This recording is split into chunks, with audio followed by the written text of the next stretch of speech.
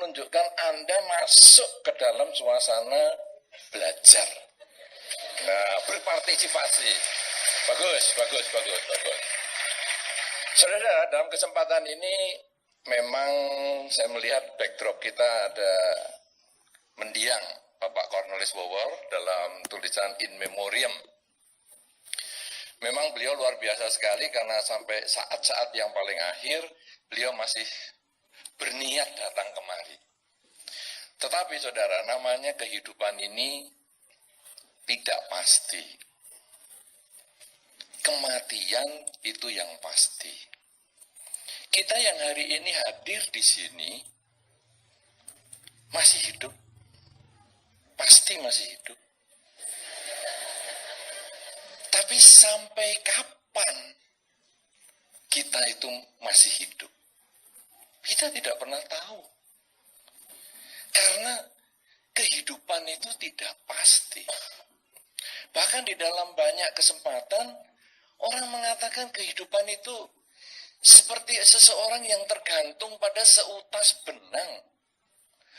Benang yang mudah sekali patah. Jadi kalau kita misalnya mau turun gunung, bagi Anda yang suka misalnya mendaki gunung atau menuruni gunung, bisa nggak menuruni gunung? Bisa nggak? Bisa, karena tadi sudah saya awali dengan mendaki gunung. Tentu kalau Anda mendaki gunung, kan nggak mungkin toh tinggal di atas gunung nggak turun-turun. Nah, jadi ada menuruni gunung juga. Tapi kalau saya belum ngomong mendaki gunung, lalu menuruni gunung, nggak mungkin. Karena yang ada menuruni jurang. Ya kan? Namanya turun. Nah, gunung yang tinggi. Saudara-saudara, ketika seseorang sudah mendaki gunung, menggunakan tali, kemudian menuruni gunung menggunakan tali yang sama, kadang-kadang talinya itu sudah banyak yang, kalau dalam bahasa Jawanya rantas. Dalam bahasa Indonesia,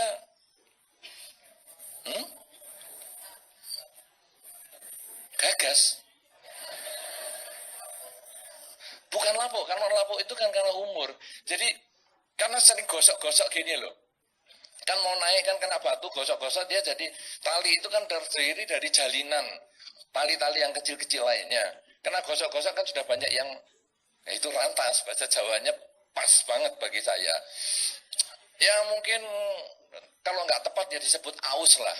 Sudah mulai aus. Jadi, beberapa jalinan talinya itu sudah patah-patah. Ya, nah jadi ketika kita naik karena kita goyang sana goyang sini bergantungan dengan tali itu, dia kegosok batu, dia kemudian makin tipis, makin kekuatannya berkurang. Kemudian nanti kita turun juga sama, bergantungan lagi, gosok lagi. Itu sebetulnya satu saat bisa patah karena sisa jalinan tali itu sudah tidak kuat lagi menahan beban kita. Nah, kehidupan itu juga sama. Kehidupan itu seperti kita ini bergantungan dengan tali yang sudah rapuh sekali. Masih bisa kadang-kadang kita sampai ke tanah yang landai. Kadang masih bisa. Tetapi kadang bisa putus di jalan. Kalau putus, jatuh. Kalau jatuhnya tinggal semeter, namanya melompat. Tapi kalau jatuhnya masih 15 meter, terjun bebas. Tapi jatuh di mana? Kalau di air aman. Kena batu. Ya, selesai kehidupan. Nah, ini yang dikatakan bahwa hidup itu tidak pasti. Tetapi kematian pasti datang. Entah kapan pasti datang. Tidak mungkin tidak datang. Karena itu kalau Anda saya mau janji, besok ya, besok saya datang ya. Sebetulnya kemudian ditanya, pasti datang? Pasti. Itu sebetulnya ada sedikit bohong. Karena kalau ditanya, pasti datang. Kalau masih hidup. Karena kalau tidak hidup, bagaimana datang? Hari ini kalau saya tidak hidup, saya mengisi ceramah. Saya yakin Anda nggak bisa duduk tenang. Langsung,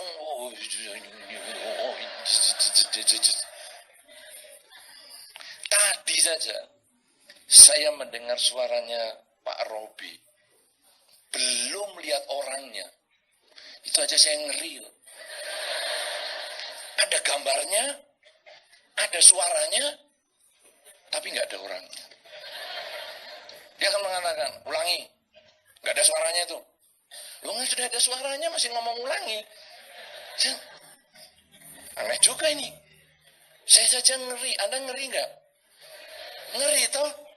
Iya, nggak ada orangnya, nggak ada apa, tahu-tahu ada suaranya. Terus, tahu-tahu dia jalan ke depan. Ya nggak apa-apa dah, nggak usah. Oh, ini orangnya yang ngomong. Coba bayangkan kalau saya ngomong nggak ada orangnya. Ngeri, saudara. Nah, inilah kehidupan. Nah, sekarang saudara-saudara, banyak orang kemudian ngeri sekali. Saya ini berarti hidupnya nggak pasti. Saya mau sampai kapan? Nggak pasti. Siapa bisa sampai umur 60? Belum tentu. Pasti sampai bisa 70? Belum tentu. Kadang-kadang nanti sore, nanti malam, besok, kadang-kadang kita sudah tidak melihat matahari lagi. Bahkan di dalam Dhamma dikatakan, hidup ini seperti menggulung benang. Atau kalau mau ya Anda seperti menggulung kabel mikrofon ini. Kalau acara sudah selesai, kabelnya dilepas, digulung. Mau panjangnya berapa meter, endingnya apa? Berpartisipasi dong. Mau panjangnya kabel ini 15 meter, 50 meter, kalau digulung terus, habis. Hidup seperti itu. Hari-hari Anda itu seperti menggulung kabel ini. 1 hari, 2 hari, 3 hari, 4 hari, seminggu, setahun, 10 tahun. Lama-lama, habis. Sekarang gulungan Anda sampai di mana tuh? Ayo berpartisipasi. Sampai di mana gulungan Anda? Masih panjang? Yakin. Tinggal pendek? Tidak ada yang tahu pasti. Itu sama dengan kalau kita naik pesawat. Mau boardingnya kapan? Kita belum tahu. Karena pesawat ini check-in boleh tepat, berangkat belum tentu.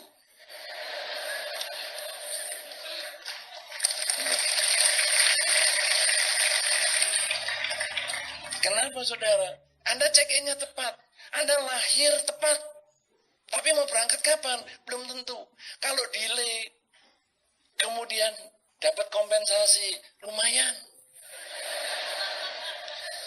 Tapi kalau tidak delay, tepat waktu, berangkatnya juga mendadakan, lebih awal dari sebelumnya, bisa kaget-kaget.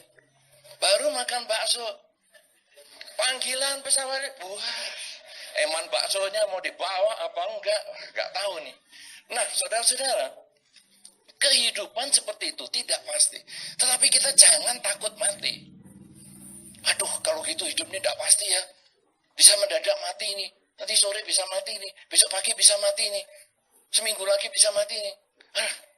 Bahaya nih. Jangan takut mati. Tapi juga jangan cari mati. Gimana maksudnya? Mau mati besok, mau mati sekarang. Yang penting enak duluan. Saya mau makan enak, puasin. Saya mau macam-macam, puasin. Kalau perlu saya mau melanggar sila, hajar. Siapa tahu setelah saya melanggar seluruh Pancasila Buddhis, saya langsung mati. puas. Saudara-saudara, kalau saya tanya sungguhan, berpartisipasi ya? Setuju? So, kalau saya tanya sungguhan, enak melanggar sila atau enak menjaga sila? Enak melanggar, tuh yang betul. Anda yang ngomong enak menjaga itu teman Anda loh yang ngomong ya. Saya tidak ngomong apa-apa ini. Saya tidak mengatakan apa-apa. Saudara-saudara, kenapa melanggar sila itu enak? Karena memuaskan ego. Nyamuk.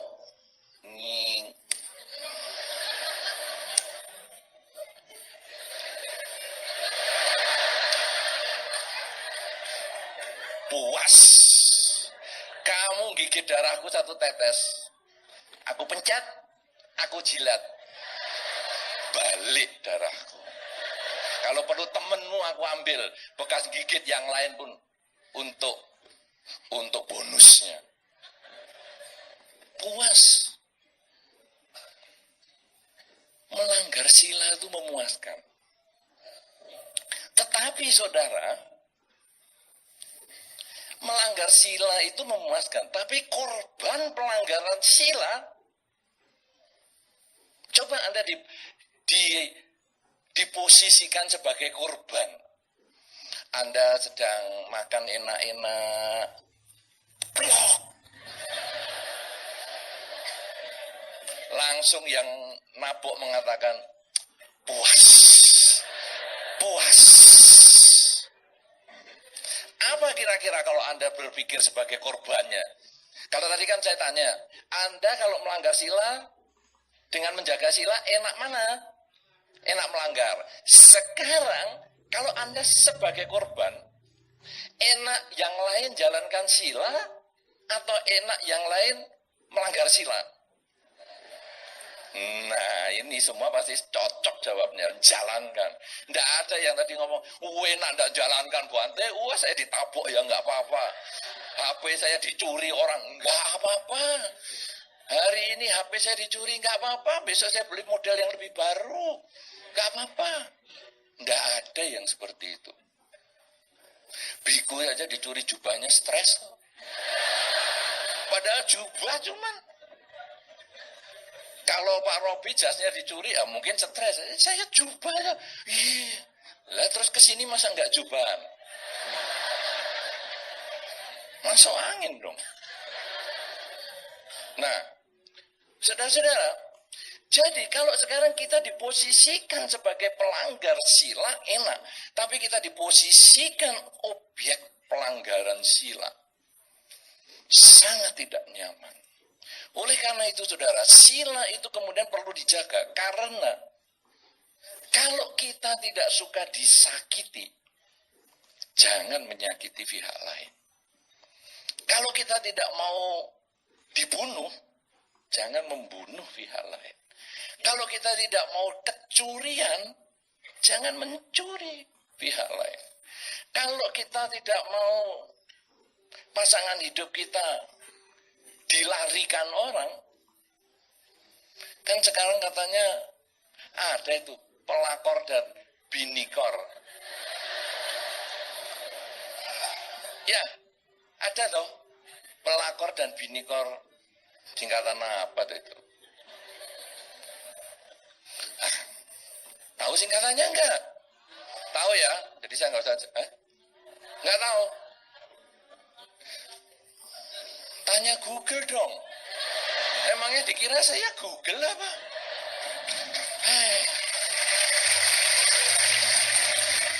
Pelakor, perampas, laki orang, binikor.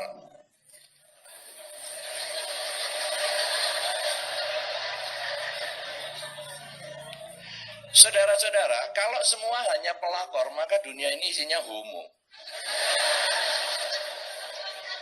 Kenapa? Karena yang dicuri lakinya orang. Berarti laki nyuri laki. Untuk apa? Nah, ada binikor. Perampas, bini orang. Nah, saudara-saudara, kita kalau tidak suka dirampas pasangan hidup kita, ya jangan melakukan kepada orang lain. Kita tidak mau dibohongi, ya jangan membohongi pihak lain. Kalau kita tidak mau menjadi korban orang yang mabuk, ya kita juga jangan mabuk. Kenapa? Karena kalau kita tidak mau dibegitukan, jangan menggitukan orang lain. Nah, inilah sebetulnya dasar adanya aturan-aturan di dalam Dharma. Ada banyak aturan di dalam Dharma, tetapi intinya sebetulnya adalah yang akan kita bahas pada kesempatan hari ini. Bahwa aturan apapun juga, dasar dari aturan, yang penting kita punya rasa malu. Saya malu kalau melakukan hal itu. Maksudnya ini melakukan hal buruk ya, bukan hal baik. Kalau malu melakukan hal baik, akhirnya tidak berbuat baik. Ini malu melakukan kejahatan. Misalnya, saya sudah menggunakan jubah, jadi biku. Kemudian nyuri. Nyuri yang gampang aja. Minumannya saudara Robi. Tadi saya dikira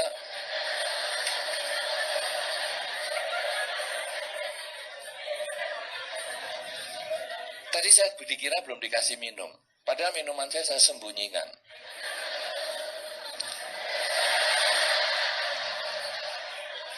Kenapa saya sembunyikan? Berdasarkan pengalaman, kameramen itu tidak mengambil saya pribadi, kadang-kadang mengambil sama mejanya. Lah, mejanya itu kalau ada minuman dengan merek tertentu, dikiranya saya promosi merek itu. Padahal saya nggak dapat.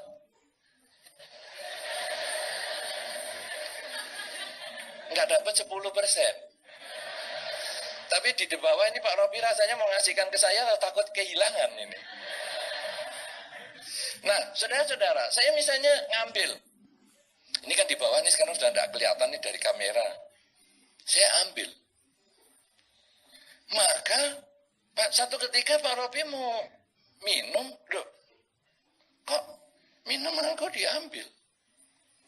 Lalu lihat di tempat saya, loh, minuman kok diambil Bante? Oh, dasar Bante ngambilan nyuri.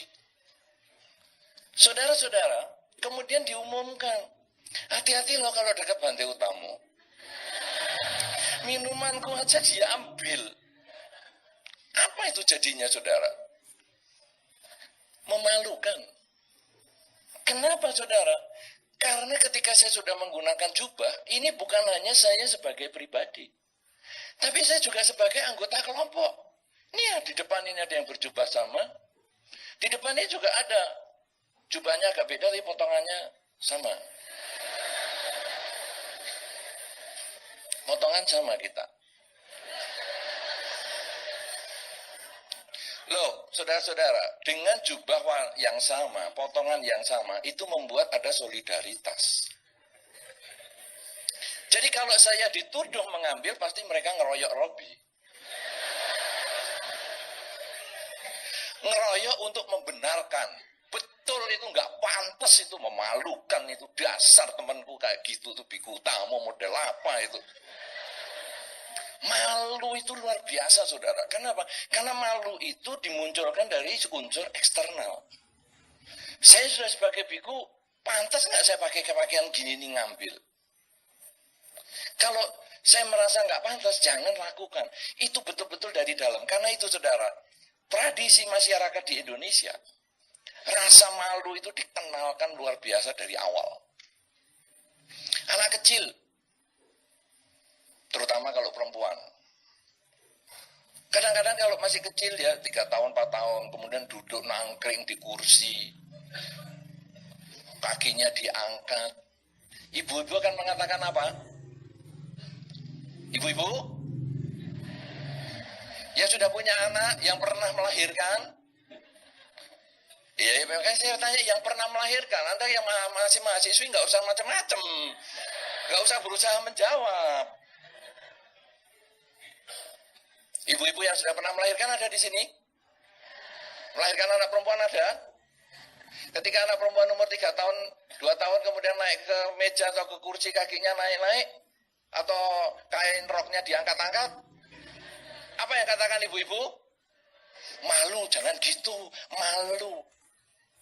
Itu ditekankan luar biasa, rasa malu. Kalau cowok jarang diomongin begitu. Jarang, saya katakan jarang. Sarung diangkat, teruskan. Enggak juga. Jarang. Kalau cowok jarang. Tapi kalau anak perempuan, pasti dikatakan, malu tuh. Jangan mau gitulah. Kemudian makan. Malu. Nah, kata malu itu kalau ada orang lain. Sehingga itu menjadi dorongan. Kalau mau nepuk nyamuk tadi, biasanya orang toleh-toleh dulu kanan dan kiri. Gak ada orang.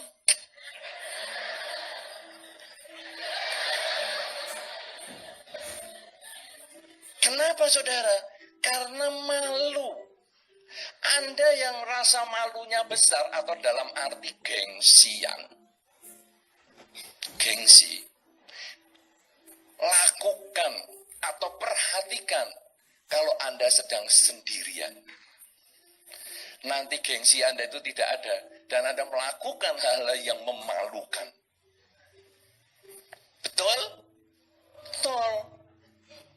Makanya saudara-saudara, kalau saya pergi ke rumah orang, saya biasanya nomor 1, saya minta izin ke toilet. Kenapa saudara? Karena toilet itu kelihatan aslinya yang punya gengsi tadi. Rumah boleh mewah, tas boleh bermerek, bedak boleh tebal. Tapi kalau kamar mandinya acak-acakan dan berbau, berkerak, itu yang diurusi yang kelihatan. Yang gak kelihatan, cuek. Itu orang gengsian. Nomor 2, waktu kepret rumah, saya melihat kamarnya. Kamarnya rapi, bau nggak? Karena kalau bau, berarti ini baju sudah 2 minggu nggak dicuci. Sepatu di atas kasur, kaos kaki satu di pintu, satunya lagi di mana nggak jelas. Kenapa saudara? Karena kadang orang nggak sampai ke situ lihatnya. Tapi justru itu yang menjadi ukuran. Kenapa? Karena orang hanya sering punya rasa malu saja. Malu dilihat orang lain. Oke, saya tidak berbuat jahat. Karena saya malu, saya menjadi biku. Saya malu, saya menjadi upasaka-upasika. Karena beberapa orang ditanya, kamu mau nggak jadi upasaka-upasika? Enggak, saya masih malu, saya pelanggaran silanya masih banyak. Malu.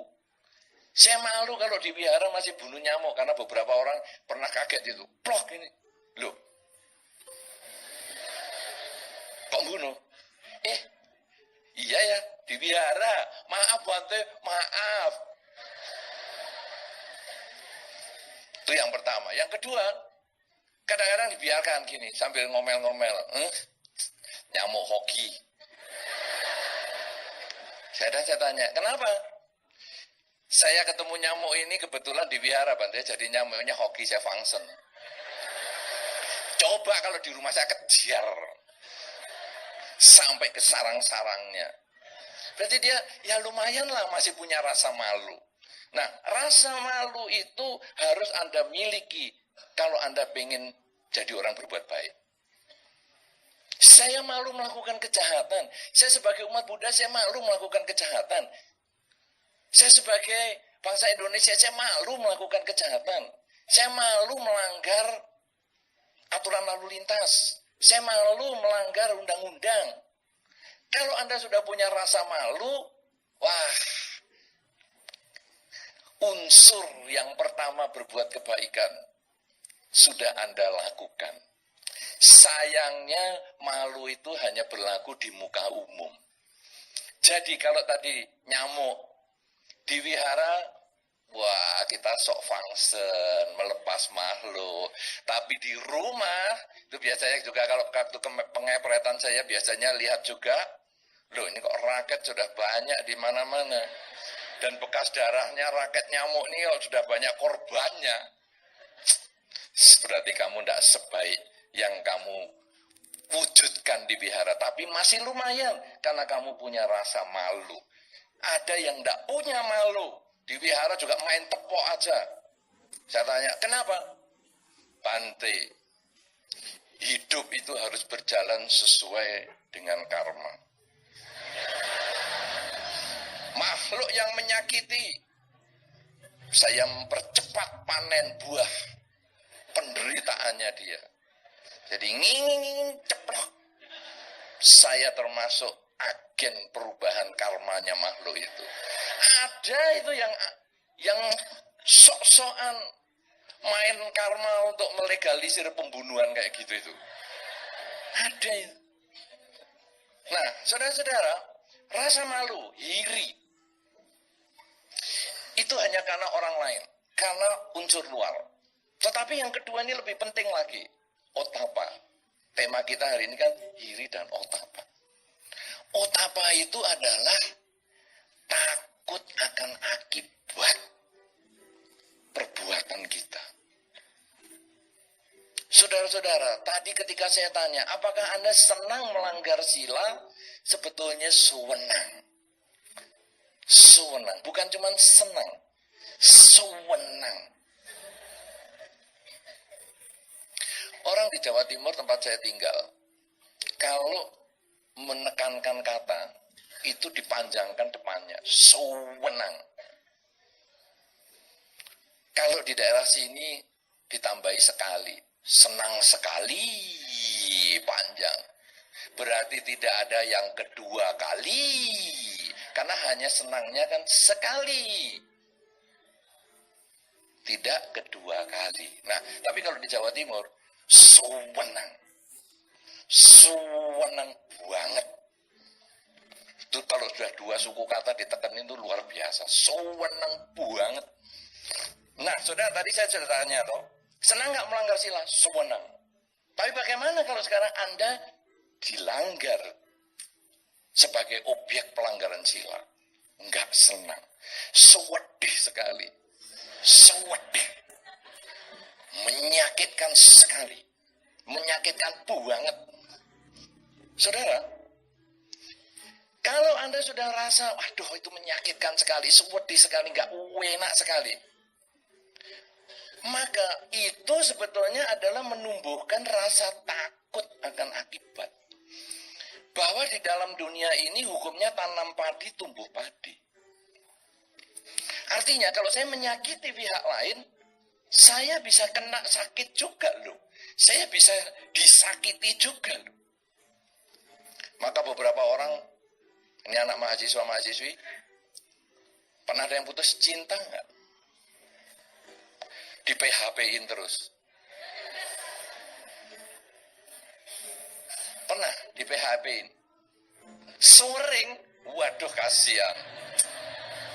Ini bedanya jomblo dan single. Saya bukan jomblo. Saya single. Karena itu kalau di KTP, pilihan saya adalah tidak kawin. Status tidak kawin, bukan belum kawin.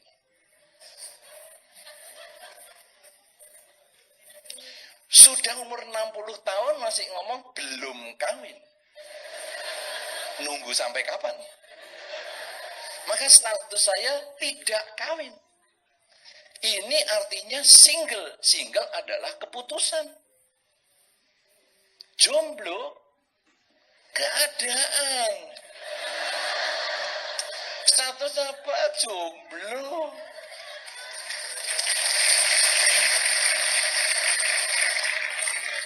Apakah pernah di PHP-in? Sering. Aduh, sering. Apa tuh PHP? Pemberi harapan palsu. Jangan tanya Mr. Google lagi ya. Pemberi harapan palsu. Jadi kadang-kadang waktu Anda sebagai mahasiswa-mahasiswi, itu saat-saatnya mem-PHP-in orang. Ayolah, nanti kalau kita udah lulus ya, kita gini-gini ya. Nanti kalau kita gini-gini ya, kita gini-gini ya. HP-nya lulus tinggal biasa aja. Seperti angin lalu aja. Saudara-saudara, kemudian kalau kita sudah jengkel, kita kemudian mengatakan, awas ya, awas. Kamu mem-PHP-in aku. Nanti akan berbuah karmamu. Di PHP-in, rasain kamu nanti. Bisa dong ngatain gitu? Bisa. Kita merasakan karena kamu sudah menanam kepada diriku, maka satu ketika kamu juga akan memetik buahnya. Saudara-saudara, hukum tabur tuai ini, kalau kita lalu merenungkan, tanam padi, tumbuh padi, itu bahasa yang sangat umum. Tapi coba Anda renungkan lebih dalam. Tanam satu butir padi, berapa banyak yang dipanen? Satu juga kan? Banyak. Itu yang ngeri. Kalau tanam padi, tumbuh padi, ya sudah lah, tanam satu, nanti kan tumbuhnya satu. Wena. Ya kan? Tapi ternyata tanam satu, tumbuhnya banyak. Itu yang mengerikan. Saya mem-PHP-in seseorang. Nanti saya di PHP-in orang banyak. Ini bagaimana? Ngeri, takut akan akibat kejahatan. Kalau sudah begitu, saudara, rasa takut itu muncul. Enggak, saya enggak mau mem-PHP-in orang. Kalau saya suka, saya ngomong suka. Hajar langsung. Mau sama saya? Ayo. Enggak mau? Ganti yang lain. Cepat. Saudara-saudara, mencari jodoh itu tidak susah-susah. Gampang sebetulnya. Dunia ini isinya pria dan wanita saja kok. Pria tinggal nyari wanita, wanita tinggal nyari pria, gampang. Iya kan? Buka mata pasti ketemu lawan jenis apa tuh susahnya? Yang susah kan pikiran Anda itu, mau nyari yang modelnya gini, modelnya gitu. Buka mata Anda, lihat di depan Anda, lawan jenis siapa saja.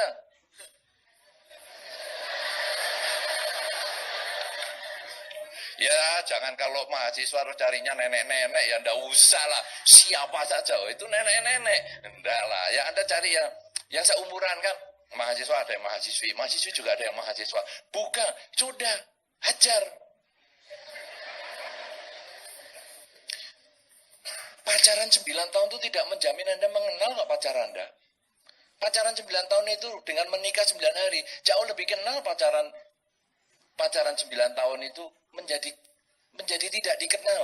Lebih mengenalnya menikah yang 9 hari itu. Karena kalau pacaran kita baru marah, buete, jengkel, pulang nggak kelihatan jeleknya. Tapi kalau sudah menikah 9 hari, bete, jengkel, kelihatan jelek-jeleknya. Tidurnya ngorok, liurnya keluar, kelihatan jeleknya. Itu yang selama pacaran tidak ketemu. Nah, saudara-saudara, kalau kita sudah takut akan akibat kejahatan, kita tidak akan gampang. Kita tidak mau melakukan PHP kepada orang lain. Kasihan. Karena nanti buahnya akan kembali kepada saya. Satu butir padi yang aku tanam, satu butir jagung yang aku tanam. Nanti buahnya itu akan banyak yang aku petik. Enggak, aku enggak mau mem-PHP-in. Sekarang aku bunuh nyamuk, satu, oke. Tapi kemudian nanti aku jadi lebih sulit untuk menjaga kesehatan. Saya menjadi sulit untuk memperoleh umur panjang. Enggak, saya enggak mau melakukan. Ketika saya mengambil barangnya orang, hanya sekali saya mungkin mengambil HP-nya orang. Tapi saya menjadi sulit di dalam kehidupannya, bisa sering kehilangan. Orang mengatakan, saya ini sudah berbuat baik loh Bante. Kenapa ya saya kok masih banyak penderitaan? Apakah buah kebajikan ini kan tidak berbuah? Buah kebajikan pada satu masanya akan Anda petik. Seperti Anda menanam padi dan menanam jagung. Tumbuhnya, masa tanamnya tidak sama. Dan menanamnya pun tidak berbarengan. Sehingga Anda tidak bisa mengatakan, saya sudah menanam padi sekian lama. Kenapa yang aku panen kok jagung terus? Karena aku sudah menanam jagung yang lebih banyak. Itu yang menjadi dasar, kenapa saya sudah berbuat baik banyak, kok saya masih memetik yang jahat. Sebaliknya ada orang jahat, kok hidupnya bahagia. Karena dia sedang menanam jagung hari ini. Tapi dia memetik tanaman padinya yang sudah dia tanam jauh sebelumnya. Kalau sudah demikian saudara, yang kita takuti sebetulnya bukan orang lain. Yang kita takuti sebetulnya adalah buah perilaku sendiri. Kalau orang punya rasa takut akan akibat kejahatan, dia akan berhenti melakukan kejahatan. Karena itu saudara, dua hal ini, hiri dan otapa, malu berbuat jahat, takut akan akibat kejahatan, di dalam Dharma dikatakan sebagai penjaga dunia. Artinya, Anda tidak mengenal aturan, tidak mengenal undang-undang, Anda tidak mengenal hukum, Anda tidak mengenal apa saja. Tapi kalau Anda punya rasa malu dan takut, malu melakukan kejahatan, takut akan akibat kejahatan, maka Anda otomatis menjadi orang yang baik. Dari mana disebut kejahatan? Dari mana disebut kebaikan? Kalau saya tidak mau disakiti, jangan menyakiti. Kalau saya ingin memperoleh kebahagiaan, demikian pula makhluk lain. Kalau Anda sudah memahami hal ini, bahwa semua makhluk punya perasaan yang sama, maka saya malu untuk menyakiti, membuat makhluk lain menderita atau tidak bahagia. Kalau saya takut akan akibat buah penderitaan itu kembali kepada saya, maka Anda yang tidak mengenal undang-undang, Anda yang tidak mengenal aturan-aturan keagamaan, Anda yang tidak mengenal aturan-aturan negara apapun juga, Anda pasti tetap menjadi orang baik. Karena malu dan takut itu ada di dalam diri. Karena itu saudara, tema Magga hari ini, Magga Puja, ketika Sang Buddha memberikan aturan yang pertama, diceritakan pada waktu Magga itu, Sang Buddha memberikan aturan untuk para biku, karena yang berkumpul adalah para biku. Tidak membunuh, tidak mencuri, tidak. Yang intinya adalah bahwa kurangi kejahatan, tambah kebajikan, sucikan pikiran. Aturan ini sebetulnya menjadi dasar aturan biku-biku zaman Buddha-Buddha sebelumnya. Hanya dengan diberi kurangi kejahatan, tambah kebaikan, sucikan pikiran, para biku sudah bisa menjadi orang yang baik. Tetapi aturan para biku ini bukan hanya berlaku untuk biku saja. Tetapi aturan ini juga berlaku untuk kita semua. Siapa di antara kita yang senang dengan kurangi kebaikan, tambah kejahatan, kacaukan pikiran? Siapa yang senang? Ada? Tidak ada yang senang dengan ajaran itu. Tapi semua kita manusia, dimanapun di seluruh dunia, kita selalu ingin kurangi kejahatan, tambah kebajikan, sucikan pikiran. Tiga hal ini kalau kita bisa lakukan dengan dasar malu dan takut, maka Magga Puja tahun ini menjadi Magga Puja yang berkesan. Karena Magga Puja tahun ini menjadi kesempatan untuk kita tumbuh rasa malu, tumbuh rasa takut, untuk menjadi orang yang lebih baik di dalam ucapan, lebih baik di dalam perilaku, lebih baik di dalam cara berpikir. Karena kita semua berbicara, bertindak, dan berpikir untuk kebahagiaan orang lain, kebahagiaan semua makhluk. Karena memberikan kebaikan dan kebahagiaan kepada orang lain maupun semua makhluk, buah kebajikan itu akan kembali diri kita. Melakukan penderitaan, mengkondisikan penderitaan semua makhluk, kembali buahnya pada diri kita. saya sampaikan dalam pembabaran tentang hiri dan otapa, malu dan takut. Dengan demikian, maka ketika di dalam hidup kita berisi selalu malu dan takut sebagai penjaga kehidupan kita, maka saat kematian datang, kapanpun juga kematian datang, bahkan saat ini pun jika kematian datang, kita selalu siap, karena hidup kita telah selalu diisi kebajikan dengan badan, dengan ucapan, dan dengan pikiran. Terima kasih, saya kembalikan kepada moderator.